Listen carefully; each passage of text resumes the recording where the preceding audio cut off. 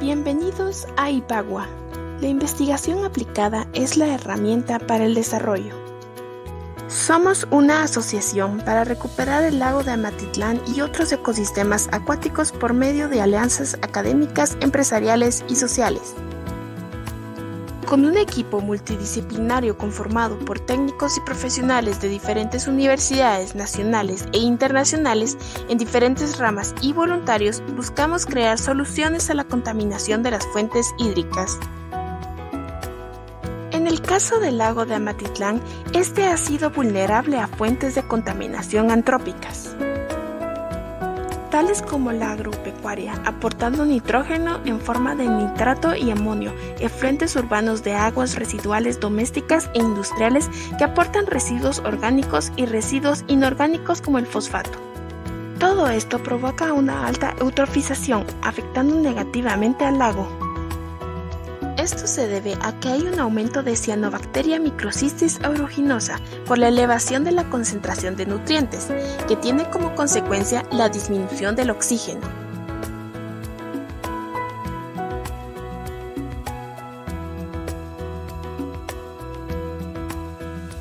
En el lago de Amatitlán hay un crecimiento de estos microorganismos y por eso es que juntos tenemos que evitar su proliferación eliminando la contaminación que llega al agua del lago. Algunos objetivos del plan biotecnológico son reducción de la población de microcistis aeruginosa, disminución de factores físico-químicos y microbiológicos, elevación de la concentración de oxígeno en la columna de agua, restauración del espejo de agua, mejoramiento de la biodiversidad y de la vida acuática. Ibagua considera y busca un acercamiento con la población local que posibilite y garantice la legitimidad y transparencia de los proyectos. Somos una organización no gubernamental sin ánimo de lucro, pero comprometida con la búsqueda constante de opciones ecológicamente amigables, con costos razonables y con efectos positivos y duraderos. Ibagua se conforma por colaboradores multidisciplinarios, tales como Amigos al Rescate del Lago de Amatitlán, institutos de investigación de diferentes universidades, estudiantes tesistas, estudiantes voluntarios y colaboradores ambientalistas, entre otros. Ven y conócenos. Ibagua.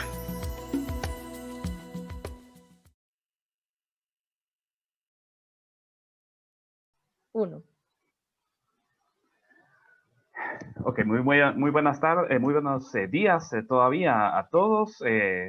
Agradecemos por la participación de los expositores en este webinar que continuamos analizando el caso del río Villalobos, viendo propuestas, nuevos estudios, nueva tecnología que pueda aplicarse. Y en este caso, pues damos la más cordial de las bienvenidas al licenciado Ángel Guerra desde la Universidad de Buenos Aires en Argentina, quien nos acompaña en esta mañana para poder exponer el tema políticas públicas y el rol de la participación social ante la contaminación del lago de Amatitlán. En el municipio del mismo nombre, Amatitlán, referido a los años 2000 a 2018, un análisis, una medición bastante interesante, especialmente por el espacio de tiempo que abarca, pero que nos permite a nosotros, o nos va a permitir, poder tener una mejor visión respecto de ello. Permítanme presentarles al licenciado Guerra. Él es licenciado en Relaciones Internacionales de la Universidad de San Carlos de Guatemala y magíster en Hábitat y Pobreza Urbana en América Latina de la Universidad de Buenos Aires, Argentina. Actualmente reside en dicha ciudad y su experiencia de campo ha sido a través de la participación como estudiante e investigador del Instituto Centroamericano para el Desarrollo, INCEDES. Asimismo, el licenciado Ángel Guerra es parte de, o fue socio fundador de Ibagua también. De forma tal que damos la más cordial de las bienvenidas al licenciado Guerra, agradeciéndole no solamente por el espacio de tiempo que hace en su agenda para poder compartir con nosotros esta presentación, sino por su colaboración valiosa para poder continuar en estos estudios importantes en vista o buscando el rescate de nuestras fuentes hídricas. Licenciado Guerra, bienvenido, muy buenas tardes. Muy buenas tardes, Eduardo, muchas gracias. Empezaré entonces con mi presentación. Muy buenas tardes a todos y todas. Bueno, primeramente en esta ocasión yo les voy a presentar uno de los aportes y hallazgos contenidos en mi tesis de maestría, que tiene por nombre Políticas Públicas y el rol de la participación social ante la contaminación del lago de Amatitlán en el municipio de Amatitlán. Esta tesis de maestría consistió en un trabajo de campo que fue realizado en el año 2019 por mi persona. Especialmente en esta ocasión yo me enfocaré en el segundo capítulo, en el cual abordaré la contaminación ambiental y tengo una delimitación catalogada como hechos y percepciones, que en esta ocasión estoy haciendo énfasis en la información que existe, tanto tipificada y documentada en relación a la contaminación, y como percepciones, todo aquello que existe, pero que de una forma científicamente no ha sido comprobado, entonces, pero que a partir de del conocimiento empírico o del conocimiento también de los saberes populares, se puede hacer una reconstrucción que tiene que ver más que todo con las vivencias y con los sentires de la población local, especialmente que es la más vulnerable y afectada respecto a la contaminación que existe en el producto del lago de Amatitlán.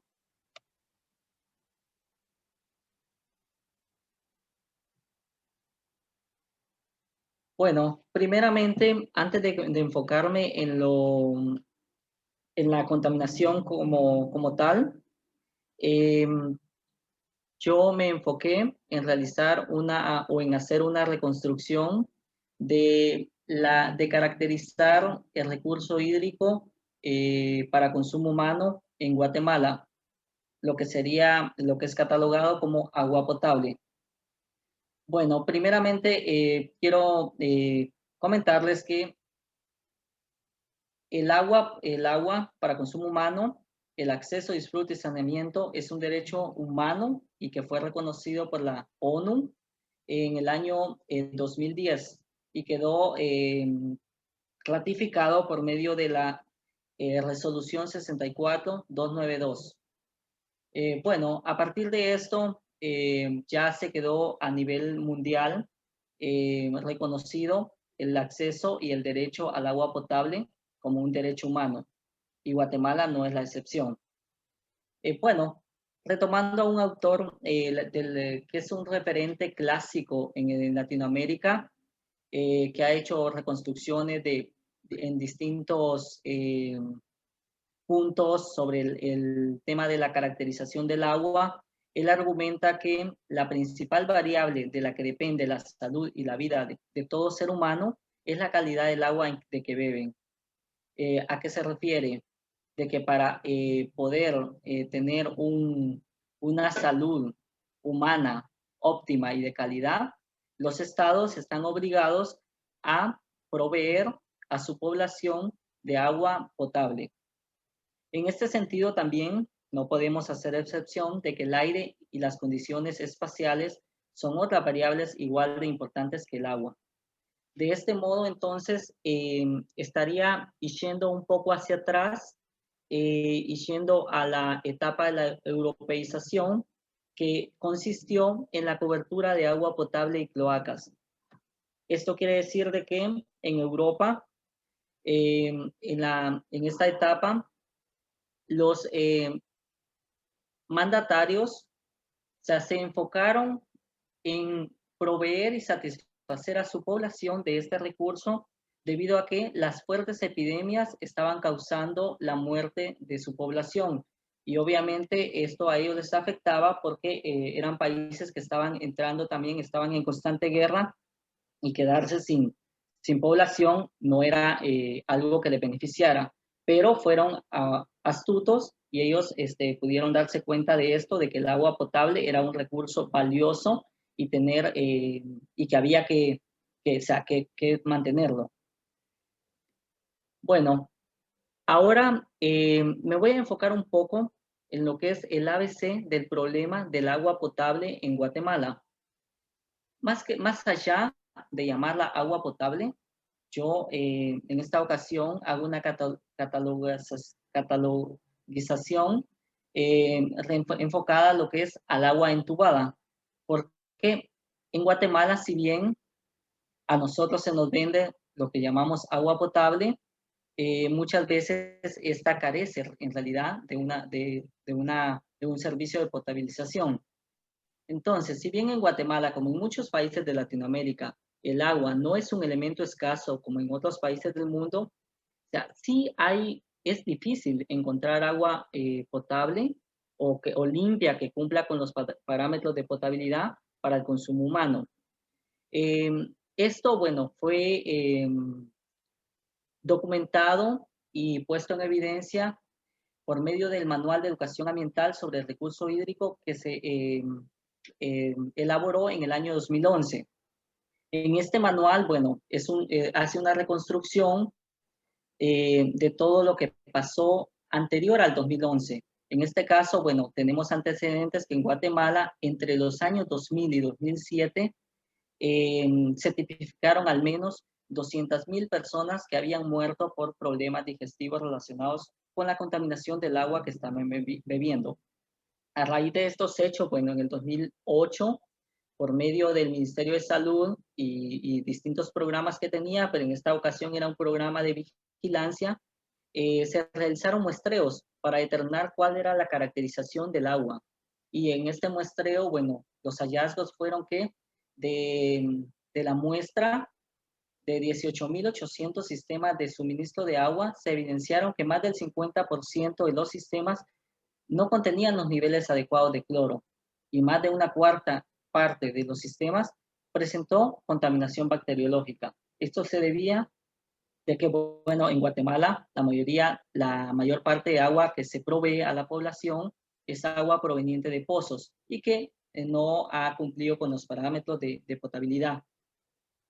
Bueno, ahora bien, nos vamos a ir a hacer una pequeña reconstrucción de cuándo fue que en Guatemala se empezó a utilizar o a brindar a la población lo que sería el agua potable, o llamémoslo a utilizar el cloro en el agua para consumo humano. Esto más que todo remonta en los años 1917 y 18, cuando en Guatemala se dan, producto de 2 terremotos realizados en esos años, fue cuando se implementó una política de aplicar cloro como proceso de purificación, porque a raíz de esos terremotos, bueno, el agua, el proceso de transformación que impactó en el recurso hídrico, esto trajo consecuencias en el tema de la calidad del agua, ¿verdad? O sea, el agua que si bien venía limpia, pero se atraía materia fecal, entonces había que hacer un proceso de purificación. Bueno, pero este proceso de purificación tampoco, por medio de utilizar cloro, tampoco duró mucho tiempo, debido a que en el año 1925 ya Guatemala, la ciudad de Guatemala empieza a crecer poblacionalmente, y esto produjo escasez, deterioro y deterioro en la calidad y en las limitaciones de la cobertura del agua, ¿verdad? Para consumo humano. Este cambio sirvió para que se declarara de utilidad pública el primer arroyo, que en este caso es el arroyo Mariscal, que todavía existe y que fue administrado y concesionado por una empresa estadounidense llamada White Engineer Company entre los años 1930 y 38. Esto podemos catalogarlo como las primeras transformaciones urbanas en materia de agua potable en Guatemala. O sea que, yendo a la reconstrucción del recurso hídrico, estos son los antecedentes de la primera utilización de cloro en Guatemala y de los primeros indicios de de brindarle a la población guatemalteca agua potable. Durante también estos periodos de transformaciones urbanas, se cambiaron también tuberías, que las primeras tuberías en las cuales se proveía el agua potable eran de barro cocido. Bueno, ya después se empezó a utilizar lo que sería el hierro fundido, gris y galvanizado. Bueno, después en el año 1950, Guatemala obtuvo financiamientos para mejorar la calidad del agua potable, ¿verdad? La calidad del agua entubada. Esto entonces llevó a que también hubieran cambio en el tema de las tuberías, ¿verdad? Entonces ya en lugar de utilizar tuberías de hierro galvanizado, se empezaron a utilizar tuberías de PVC. Esto se dio por medio de préstamos del BID, del Banco Mundial, de ayuda también tecnológica de Francia, de Japón. Entonces ya se fueron dando transformaciones a nivel de ciudad del departamento de Guatemala.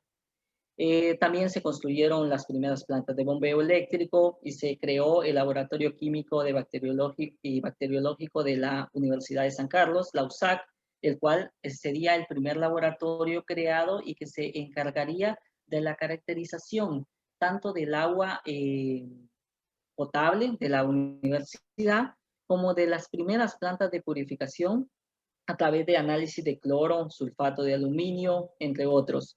Luego se fueron dando transformaciones también en lo que es en el recurso hídrico especialmente. Y en el año 1971, el Estado Nacional, porque hasta acá el recurso hídrico estaba a cargo del Estado Nacional, no directamente de los gobiernos municipales. Entonces, el Estado Nacional construyó el acueducto llamado Xaxá-Piscachá y se firmó un convenio entre el Estado, que sería el Estado a nivel nacional, y la municipalidad de la ciudad de Guatemala. Fue aquí que empezó el primer convenio y la primera transformación urbana y delegación de funciones del Estado, de un Estado nacional que empieza a delegar de funciones y responsabilidades a los estados municipales, en este caso la Municipalidad de Guatemala, que era el municipio más desarrollado, y la cual acordó crear una empresa municipal de agua de la ciudad de Guatemala llamada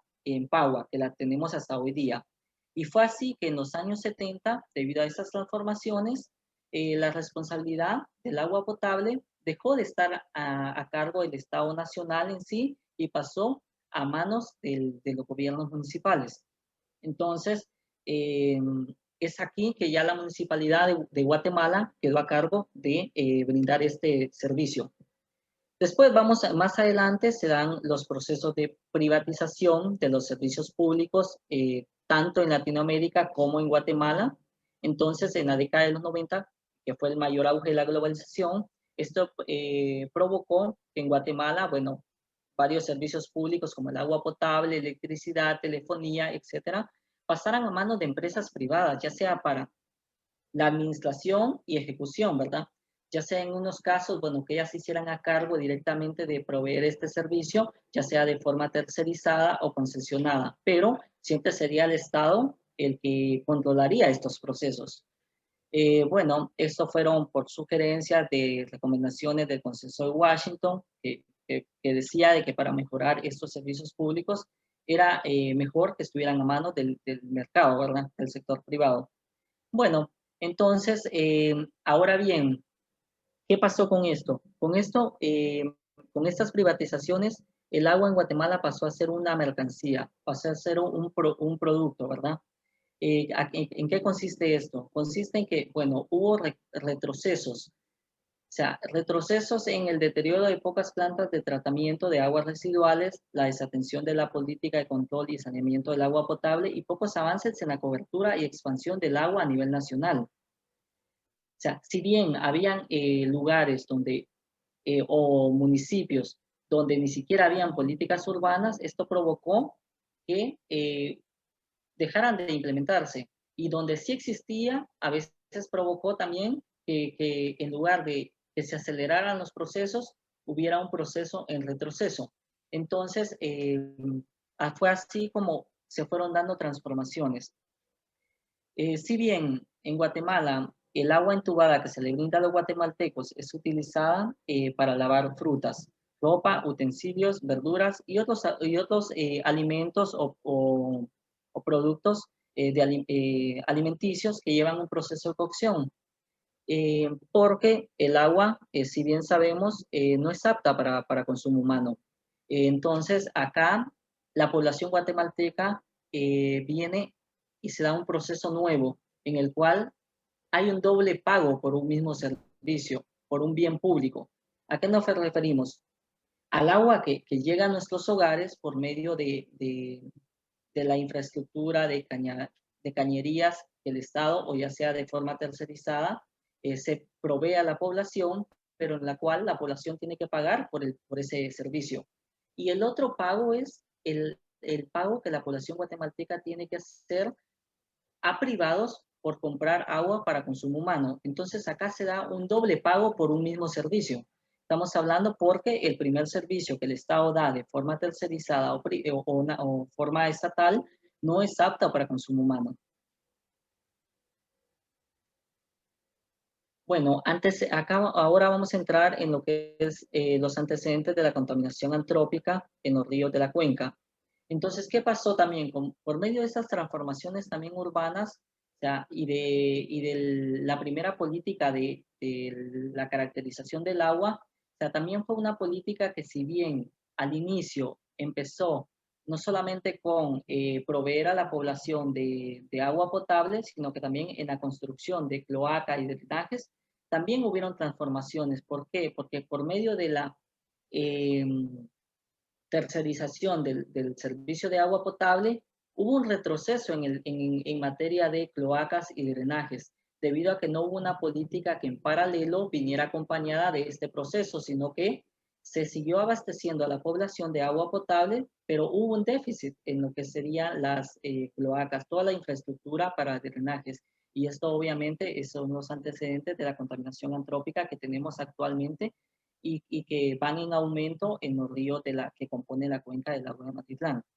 Entonces, bueno, acá vamos a ver que ya en el año 1970 se hizo un estudio hidrológico de las aguas del lago de Amatitlán para comparar las tasas de generación del déficit hipolimétrico de oxígeno entre los años 1950 y 70. O sea, este estudio se llevó a cabo entre 1950 y 70, pero en 1970, bueno, se dieron los primeros resultados.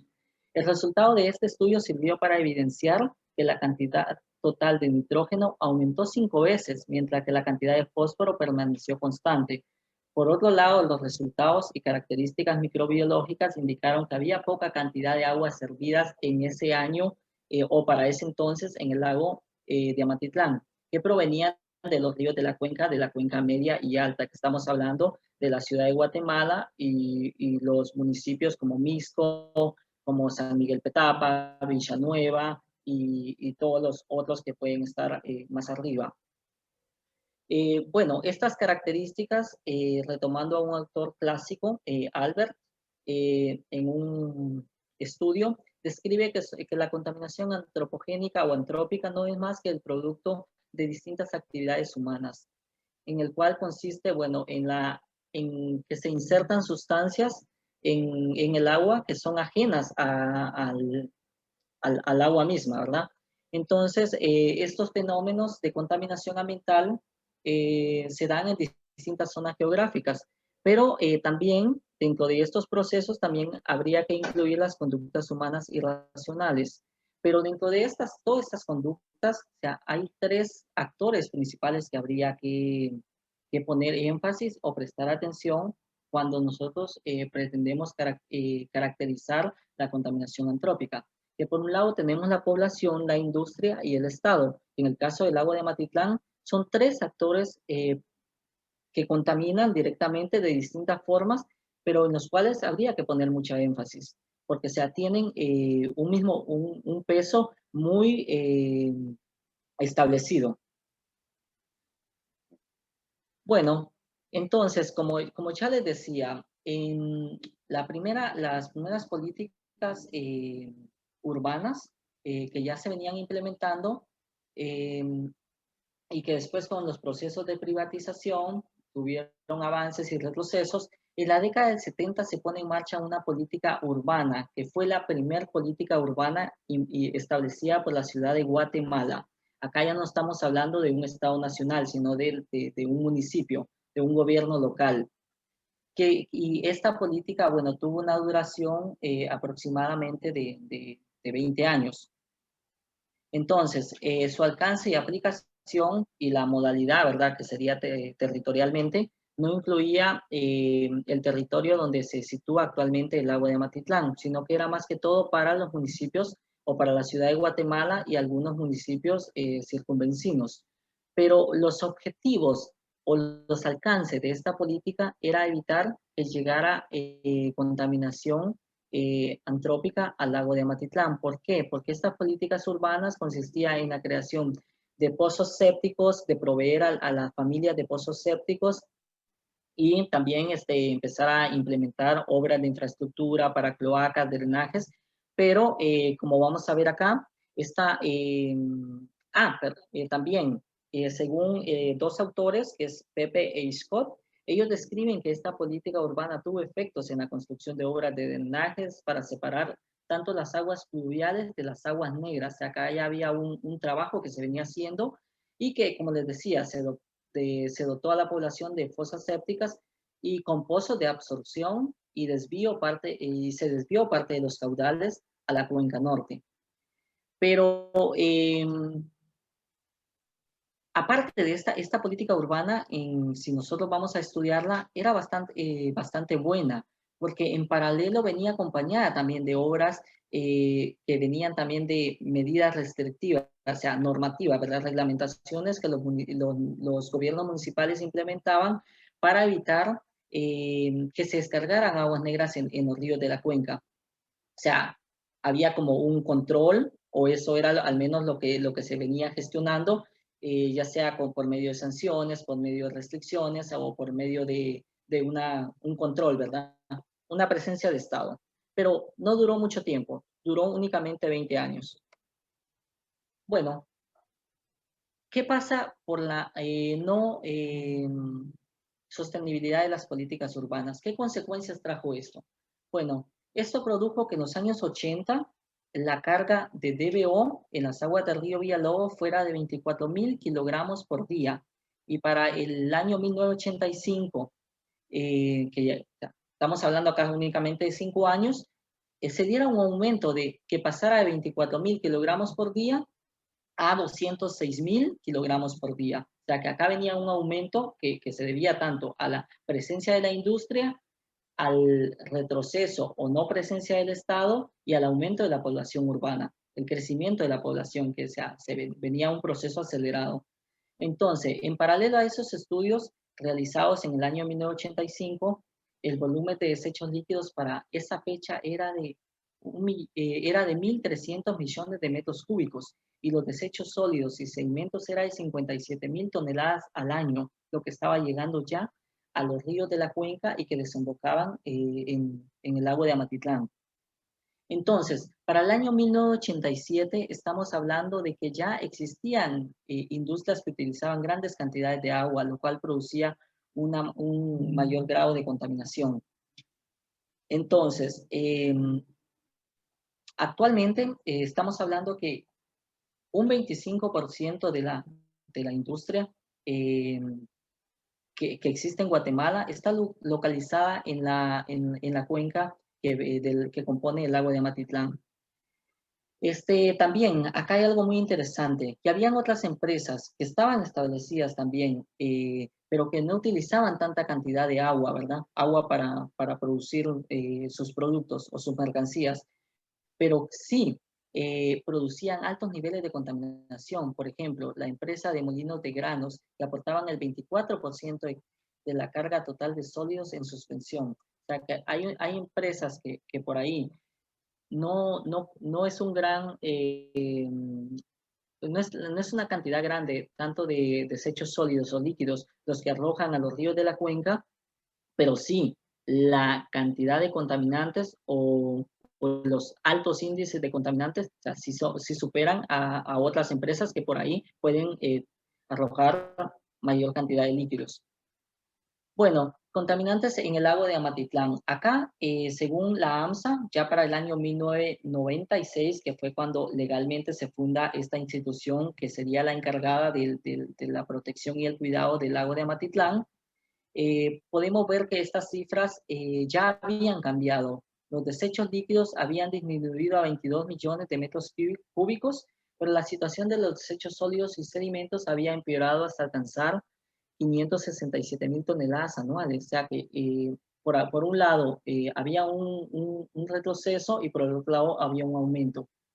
Entonces, también hay otra monografía en la cual yo consulté, que fue realizada por la Facultad de Humanidades de la USAC, donde se explicó que la cantidad de sedimentos que se estaba recibiendo el lago de Amatitlán era de 0.75 centímetros por día. O sea que, y esto, el producto o la consecuencia de esto era la pérdida de profundidad en el lago, que se daba aceleradamente, porque todos los sedimentos van a la profundidad, entonces hace que el nivel del agua, bueno, se reduzca.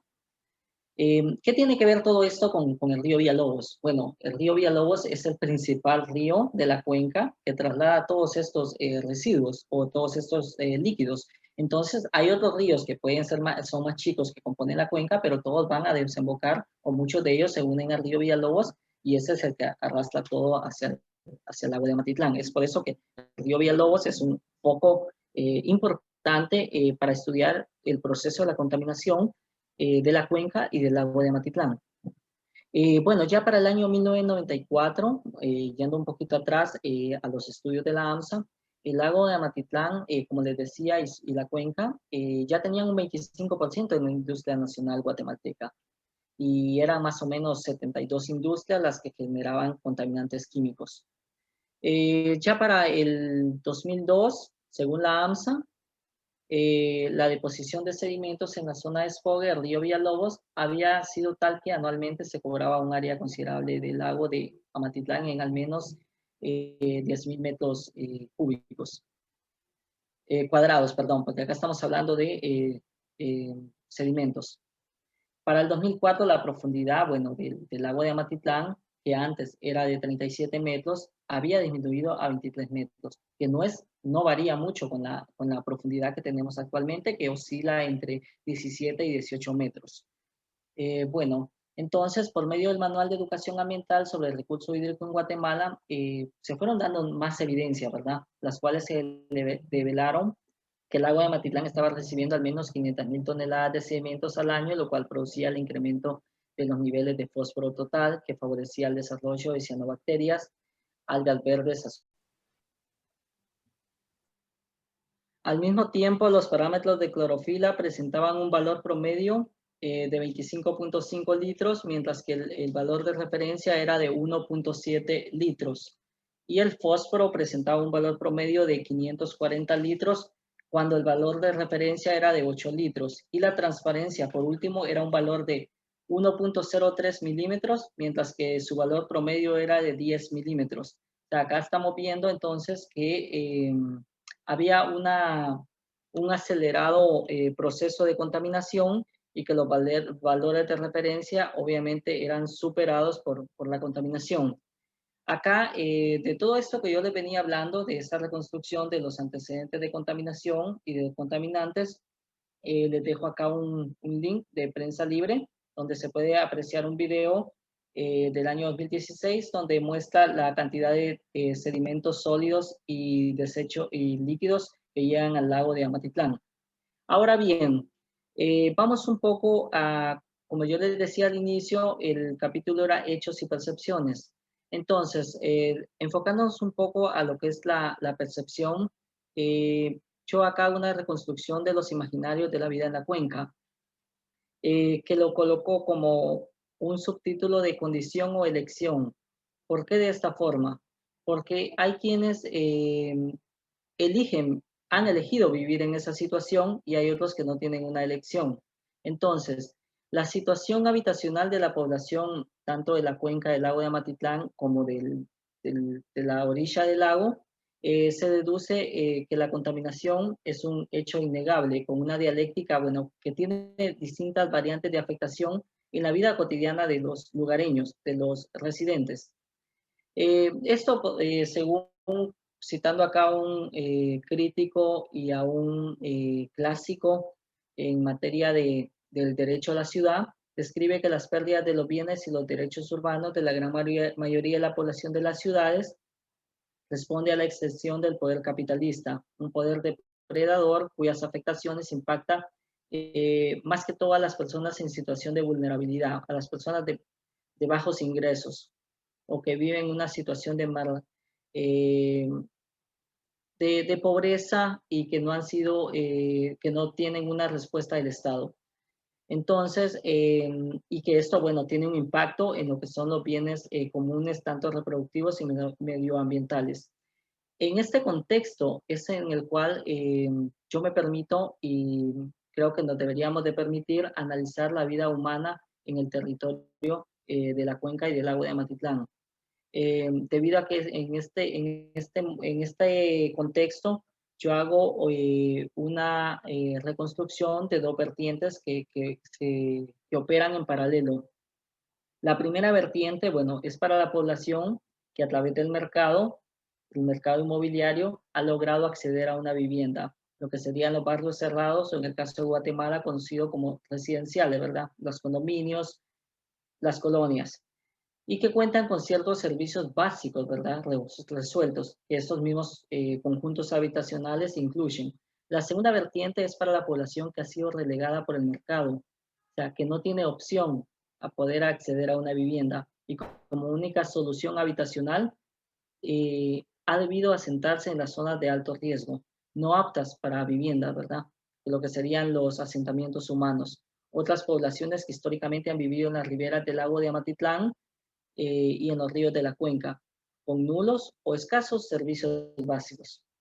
En paralelo, o sea, vemos que a los avances de la contaminación existen diferentes posicionamientos por parte de la población que reside en la cuenca y en el lago de Amatitlán. O sea, distintos posicionamientos respecto a la contaminación que se vive cotidianamente o se vive a diario. Estas variaciones, bueno, según el trabajo de campo que realicé, se van asociando al sentido de pertenencia, al reconocimiento del territorio. Y esto, bueno, tiene un impacto distinto en el caso de las migraciones internas, ¿verdad? En este caso también podemos hablar de los cambios generacionales, los cambios de los patrones culturales que se dan también entre los adultos, los jóvenes y los niños y los nuevos procesos socioeconómicos y naturales. Entonces, en este sentido, habría que analizar también por qué a veces la población decide o no decide involucrarse o prestar atención a la situación de contaminación que viven diariamente. Ahora bien, ¿qué hay más allá de la contaminación, más allá del lago? ¿Qué podemos observar del proceso de recuperación o un proceso por descontaminar el lago de Amatitlán? ¿Hay una cura o hay calmantes? El lago de Amatitlán y su cuenca es una paradoja que yo invito a que debe ser reivindicada más allá de los hechos de contaminación ambiental que existen, ¿verdad? Y que se presentan actualmente en el territorio. O sea, esto significa poner sobre el tablero las cuestiones irreversibles y la crisis climática a la que se está enfrentando el territorio del lago de Amatitlán y la cuenca. Si no se atienden, ¿verdad?, estos problemas de contaminación desde la raíz, o sea, son problemas estructurales que no terminan en el lago de Amatitlán, sino que al contrario, se reproducen y son problemas que van más hacia el sur. Entonces, habría que abordar principalmente todo aquello que repercute en la salud humana. Esto no quiere decir, bueno, que el ambiente no sea algo ajeno al ser humano. Por el contrario, para que el ser humano pueda gozar de un ambiente sano, o sea, se le debe primero de garantizar el acceso y el disfrute de esto, ¿verdad? O sea debe haber un cuidado por el ambiente. Entonces, en este caso, bueno, la salud humana va de la mano directamente con el ambiente. Entonces, no podemos abordarlo o verlo como algo totalmente separado. Ahora bien, abordar la contaminación ambiental más allá de las afectaciones y el deterioro de los recursos humanos, recursos naturales, habría que prestar atención también a las condiciones de habitabilidad de los vecinos en el territorio. Supone adentrarse, ¿verdad? Hay que meterse en el territorio detenidamente y ver las dimensiones económica, política y social que existen detrás de la contaminación, porque la contaminación es el reflejo, pero de lo que está, de otros problemas estructurales que el Estado no ha resuelto. Y según Theodor Peck y Brenner, que son actores clásicos y críticos en el tema del planeamiento urbano y en el tema también de las transformaciones urbanas, sostienen que durante los años 80 el neoliberalismo toma un aspecto dominante, ¿verdad? En las formas imperantes de políticas urbanas que han cambiado significativamente los patrones del medio ambiente. Y esto, bueno, habría que verlo directamente también en los costos que esto ha incluido o los costos que esto implica, porque hay tanto las transformaciones urbanas y todos los retrocesos del Estado han incluido en la reducción de impuestos, también en el tema de las concesiones de tierra, los recortes en los servicios públicos, la privatización de obras de infraestructura, pero todo eso tiene impactos en el ambiente. Entonces, o sea, son cuestiones estructurales que no pueden ser ajenas al momento de tocar un problema de contaminación ambiental. Y sobre todo esto, bueno, también habría que ver, como ya les decía, sobre los gobiernos locales o municipales que ya venían trabajando en políticas públicas para mejorar las condiciones de la población, de sus habitantes, pero que con todas esas transformaciones, bueno, retrocedieron en sus políticas y se tienden más al clientelismo, ¿verdad? A responder a clases dominantes. Eso tampoco significa que siempre haya sido así. O sea, hubieron gobiernos municipales, o sea, que nunca se ocuparon del tema y que con todas estas transformaciones tampoco se ocuparon. Entonces, o sea, han pasado desapercibidos ante todos esos hechos. Bueno, esto sería entonces la reconstrucción que yo hago y de lo que yo les quería hablar. Entonces, como les decía, dándoles una pequeña síntesis, habría la problemática de la contaminación, tanto de los ríos, río Villalobos, los ríos de la Cuenca y el lago de Matitlán. Hay que prestar mucho énfasis en los tres actores contaminantes, que es la población, el mercado inmobiliario, las industrias y el Estado. En general son cuatro, pero la población y el mercado inmobiliario es algo que va vinculado, ¿verdad? Porque son habitantes. Entonces, esto sería todo. Muchas gracias. Muchas gracias, licenciado Guerra. Con ello terminamos esta presentación y agradecemos por su valiosa exposición.